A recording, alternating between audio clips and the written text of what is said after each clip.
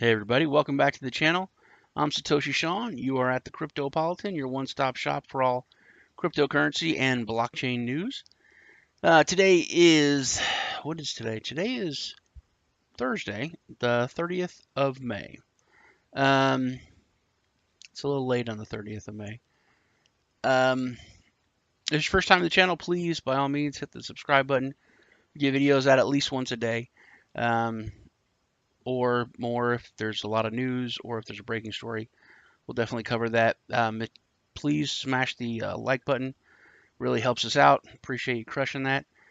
Channel's growing. We're really new. We're just starting out. We're trying to grow the channel, but it has been growing a lot. Really appreciate it.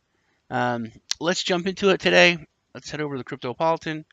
We have all the news laid out in different sections, so it's easy for you to find exactly what you're looking for, including coin analysis, which is kind of important with the way the market's been going lately. Massive ups and downs. This is a little, to me, this is horrifying. It's just kind of like a little story, but to me, it's a big deal. Crypto entrepreneur targets 1/4 of the entire Bitcoins in circulation. Now, this is the biggest fear that I've always had, because we look at the market cap and the crypto market, and we all say, oh, we're in this ground floor and it's so small and blah blah blah. It really is tiny. When it comes to the powerful and elite and super rich, it is tiny, and everyone's made that point. That's one point that a lot of the super rich really make, that it's a joke, that Apple could just buy the entire crypto market, and this is kind of showcasing that. This is talking about blockchain enthusiast and founder Didani Fine Art and Didani Syndicate. Her name's Elisa Didani, aka the Queen of Crypto. I don't know if you guys remember, but last year they started selling art on the blockchain, and this person did that. They tokenized, I think it was an Andy Warhol piece, and they sold 49% of it with like non-fungible tokens. So this person is dealing with, the super rich. And the story goes that, she sells Warhols, Picassos, Rembrandts, all that for Bitcoin now and other cryptocurrencies.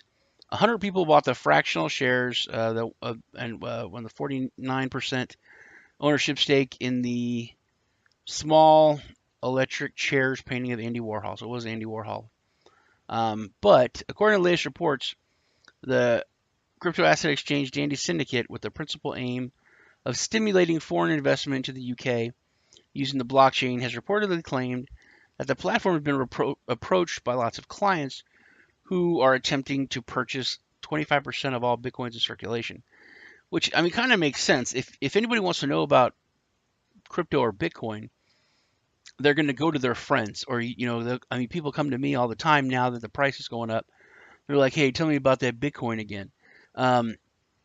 So this is like the crypto person that's been dealing with these super rich people. Of course, they're going to go to her and ask about, how do I buy a bunch of Bitcoin? And it goes to show that according to market cap, Bitcoin's current circulating supply is 17 million and change. And a share of 25% of the Bitcoin would only be 4,000 or 4,400,000 Bitcoin. A little over $38 billion. A few super rich people getting together could literally buy that, and own 1/4 of the circulating supply. That is horrifying. And it says she mainly stated when she first founded the organization was to help people cash out of their digital assets. But with the passage of time, she realized that certain people wanted the company to aid them in purchasing huge amounts of digital currency. Therefore, she is attempting to acquire as much Bitcoin as she can via off-exchange trading. Lastly, she hopes that this will not push up Bitcoin's market price. So this is I think this is something we need to watch. It's definitely a little scary. Next, this is an interesting story that you got to kind of look at. in different ways. The FBI believes that North Korea crypto attacks came in response to sanctions. It's a little salacious. According to the Korean state media, a high-ranking FBI official quoted that the United States sanctions have motivated the state of North Korea to attempt cyber attacks, including cryptocurrency.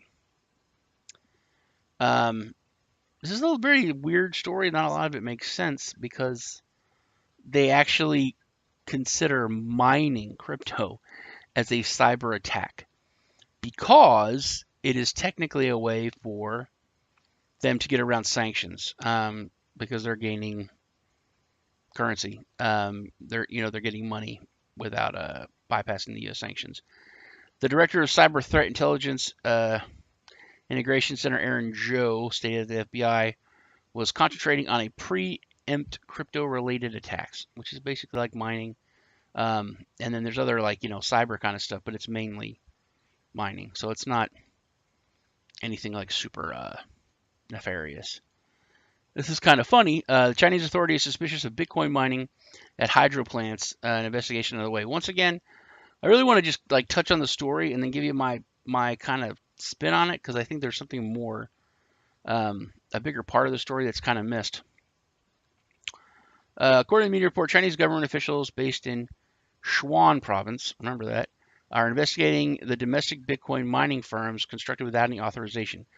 So they have cheap electricity in this area. They have hydro plants, and a lot of mining farms are being set up there, taking, siphoning off this cheap electricity. The media report recognized Bitcoin mining facility inside the premises of the hydro plant in Ginkang Station.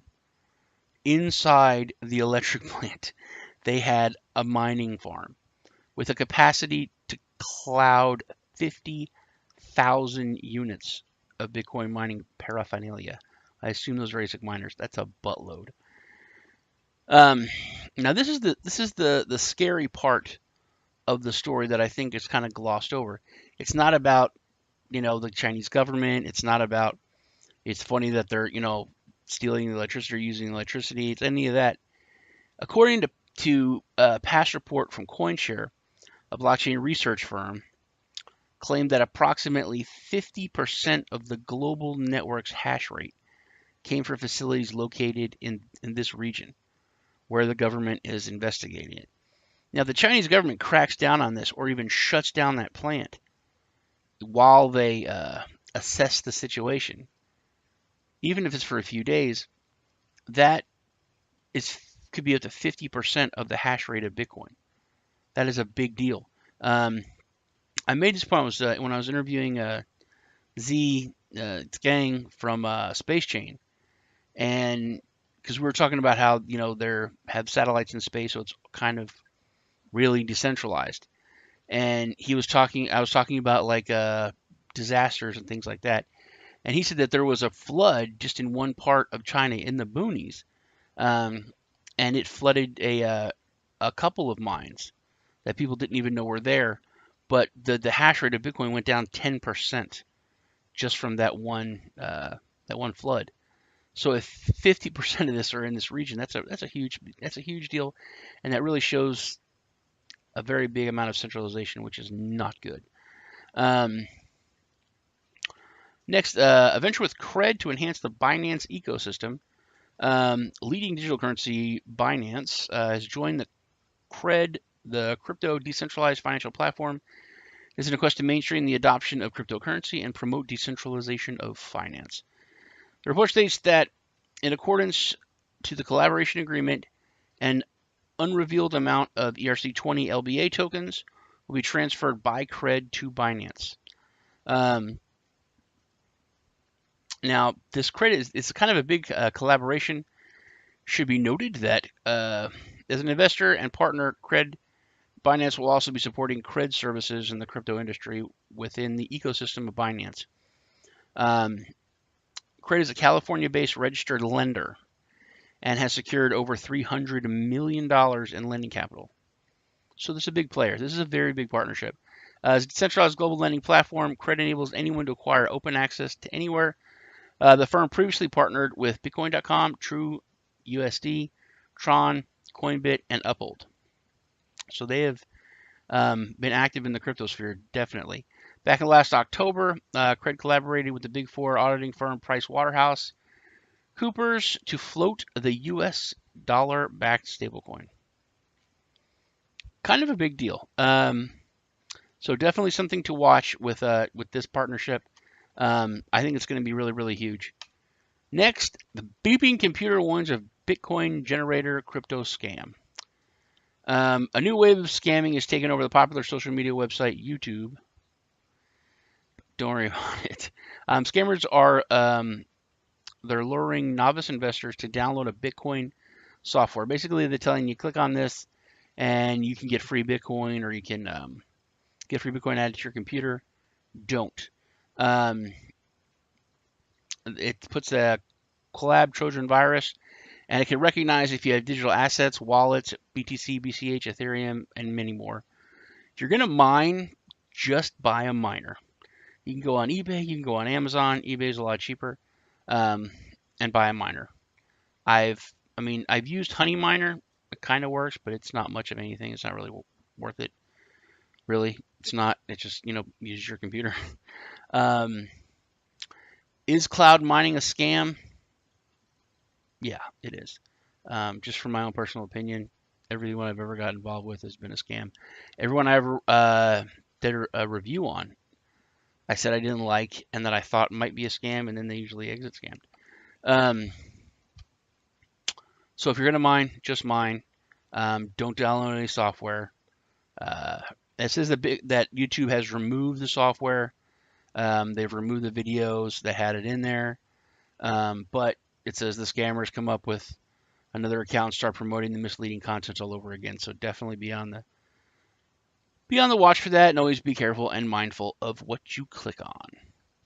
That's about it for today. You guys take care. Please remember to crush that like button. Thanks for stopping by. I'm Satoshi Sean, and I will see you in the next video.